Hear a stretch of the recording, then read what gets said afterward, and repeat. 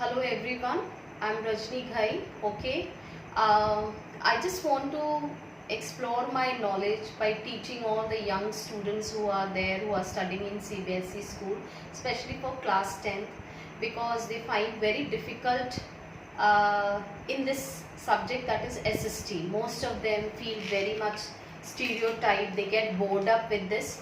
But I just want to make it very interesting to teach you all the chapters which are very important for your board exams also, and even for your NCERT examination, that is the National Search Talent Examination, NTSC examinations and all. Okay.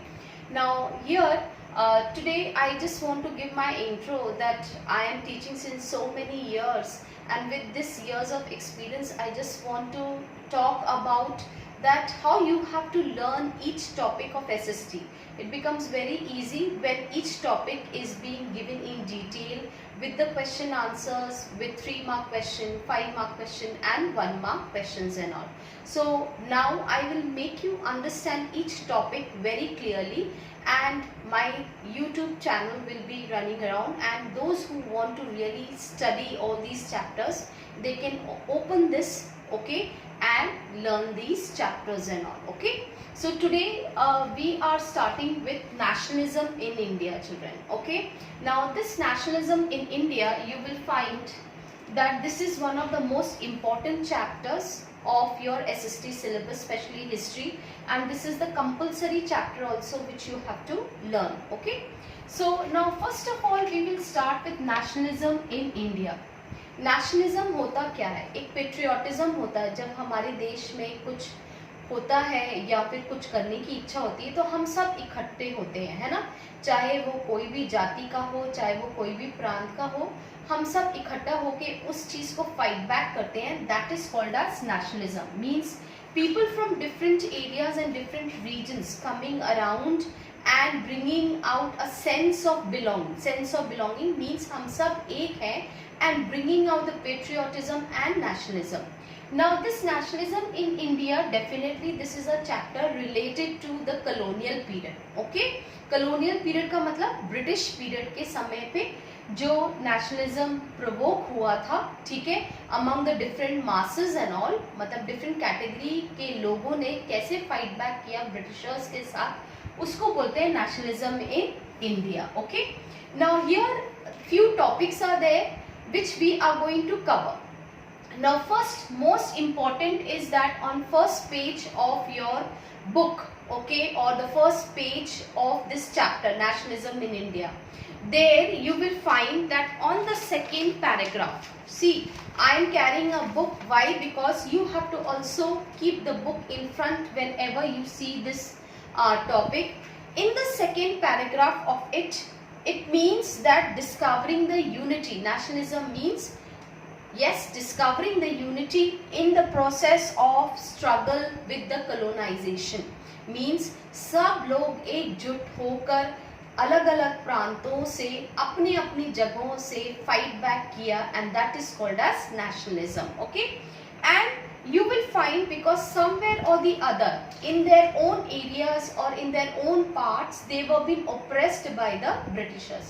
Oppressed means कहीं ना कहीं उनके साथ बहुत बुरा किया गया था ब्रिटिशर्स द्वारा, तो इसीलिए वो सब एक साथ खड़े हुए और ये nationalism या patriotism was being provoked. Okay, and that chapter we are going to study.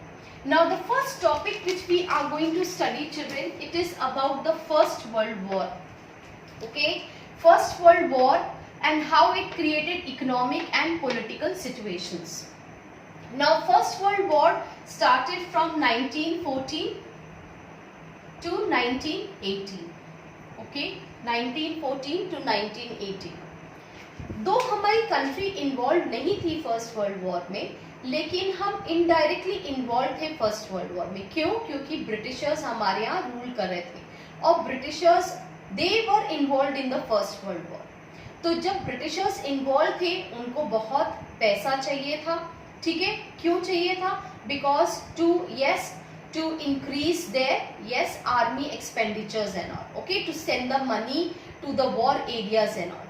So now what created economic and political situation in India, हम लोग कैसे इफेक्टेड हुए, हम इंडियंस कैसे इफेक्टेड हुए वॉर के समय पे 1914 टू 1918, किस तरीके से। पहले सबसे पहले तो ये हुआ कि टैक्सेस उन्होंने इंक्रीज कर दिया इस पीरियड ऑफ टाइम पे। क्यों टैक्सेस इंक्रीज कर दिया, क्योंकि उनको जब टैक्सेस मिलेंगे, जब क्योंकि उनका एक्सपेंडिचर बढ़ गया था वॉर के समय पे, ठीक है, उनको अपने आर्मी मैन को सैलरीज देनी थी, फूड सप्लाई करना था, एक्सपेंडिचर बढ़ गया था, तो अब उनके पास पैसा कहाँ से आएगा। तो जहाँ जहाँ उनका कॉलोनियल रूल था, चाहे वो इंडिया हो, चाहे वो साउथ अफ्रीका हो, जो भी नेशंस में वो रूल कर रहे थे, वहाँ सब जगह उन्होंने टैक्सेस इंक्रीज कर दी। Okay, understand. So this was the first thing. Second was force recruitment. Force recruitment का मतलब ये होता है कि लोगों को गांव से इकट्ठा करके उनको फोर्सफुली सोल्जर्स बनाया जाता था और ओवरसीज मतलब 7 समुंदर पार करके उनको वॉर एरियाज में भेजा जाता था फाइट करने के लिए। So this is one more important point, that is the force recruitment. Third was that during the years of these, that is from 1914 to 1918 and up to 1920-21, you will find the Indian people really faced with lots of crisis. Okay, जब महंगाई बहुत ज़्यादा बढ़ गई, supply बहुत कम हो गई, जितनी भी सप्लाई होती थी वो बाहर के नेशंस को जाता था, ठीक है, due to the war. And secondly यहाँ के जो लोग थे जो बिल्कुल ही पुअर सेक्शंस थे, क्योंकि अपनी इकोनॉमिक और पॉलिटिकल कंडीशन बहुत वीक थी, and due to that what happened that the people started starving hard, they came into, yes, they started dying, okay, and due to that what happened, the people started coming up in more in poverty, okay।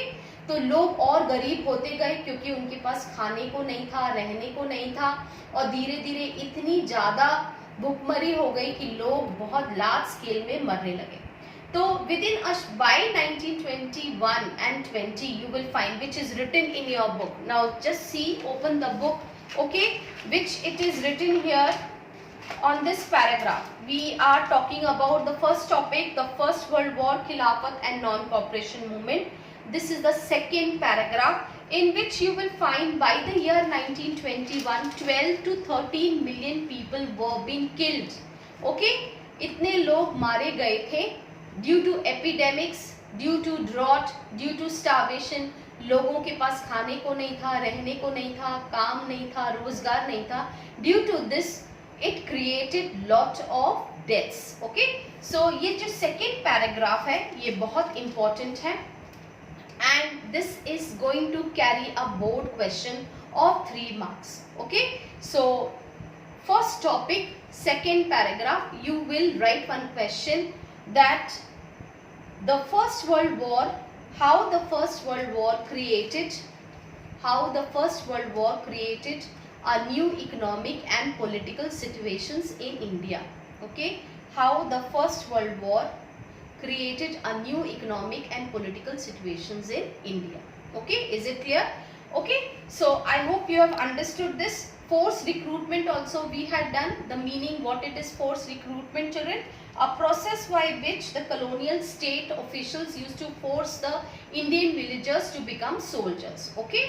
जो colonial officials थे, ठीक है, officers जो थे, उन्होंने villages में जाके जो गरीब लोग थे उनको force किया गया soldiers बनने के लिए, ठीक है, that is called as force recruitment। तो ये 3 mark का question है जो आपको सेकेंड पैराग्राफ में मिलेगा, और उसमें से आपको 3 पॉइंट्स लिखने हैं। पहला पॉइंट ये है कि वॉर सिचुएशन के कारण टैक्सेस बढ़ाए गए, फोर्स रिक्रूटमेंट हुआ, और बाय 1921 ड्रॉट और एपिडेमिक्स और प्लेग ये सब बहुत फ्रीक्वेंट हो गया, तो लोग मरना ज़्यादा संख्या में मरने लगे, ठीक है, understood. Now we come to idea of satyagraha. Now this is the second topic which we are going to study, idea of satyagraha. Now idea of satyagraha was being brought up by Gandhi ji, Mahatma Gandhi, okay। Now Mahatma Gandhi, he had gone to South Africa to study law, and there he practiced the law, and South Africa is also one of the country which faced with racial discrimination, okay। and lots of discrimination happened just because of the colonial part.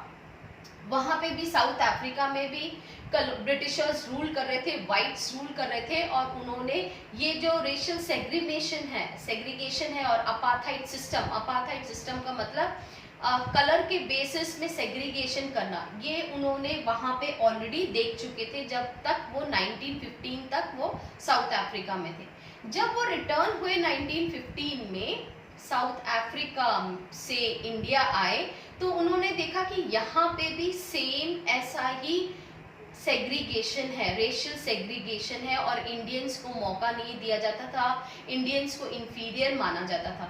तो उन्होंने एक idea लेकर आए, that is called as idea of Satyagraha. ये idea of सत्याग्रह दो principles पे based है। एक है टू ऑलवेज से ट्रुथ, हमेशा सच्चाई को फॉलो करो, और दूसरा वायलेंस को बिल्कुल अडॉप्ट नहीं करो, only following the path of non violence. वो कहते थे कि हर इंसान अगर ये दो प्रिंसिपल्स को फॉलो करेगा तो डेफिनेटली वो सक्सेस होगा और आगे जाके उनको कोई दिक्कत नहीं होगी। तो ये दो प्रिंसिपल्स थे आइडिया ऑफ सत्याग्रह गांधी जी का, that is called as the principles of truth and following the non violence.